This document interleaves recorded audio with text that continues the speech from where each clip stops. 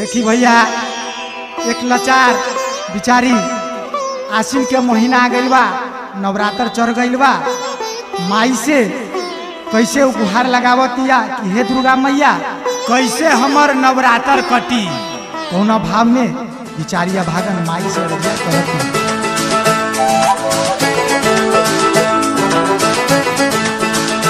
नवरात्र चढ़ल बा जब से मन व्याकुल हो गई।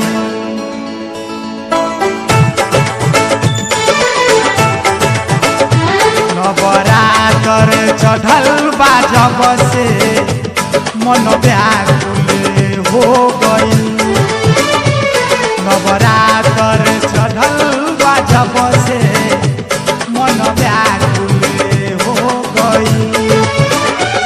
माई कैसे करी पूजाई कुछ ना जुरेला।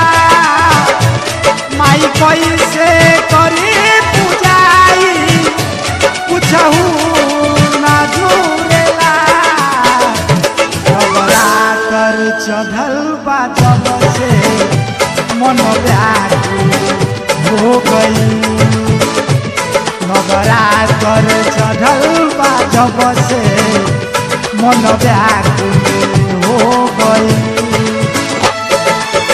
अरे दिन होई रात होइबे करी, दिन होई रात होइबे करी।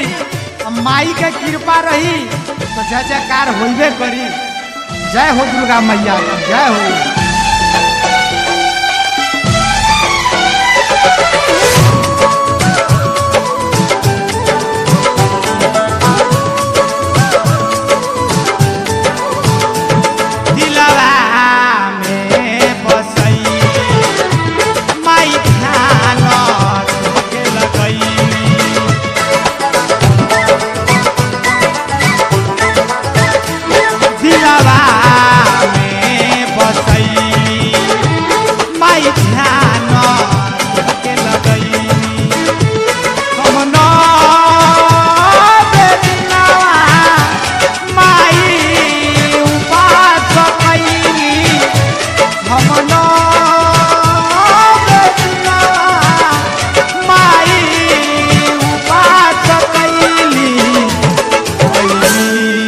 शरण तोहरी असरा पूरा तू करी हो।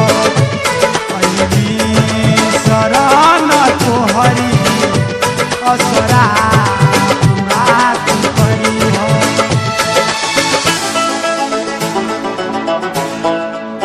राम जन्म में दूध मिलल, कृष्ण जन्म में घी। राम जन्म में दूध मिलल, कृष्ण जन्म में घी। कलयुग में दुर्गा माई के भक्ति करो, यही में सबसे बड़का आनंद भाई।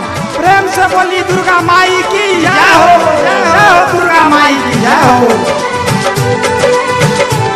धरती पे माई आके सबके भला तू कैलू।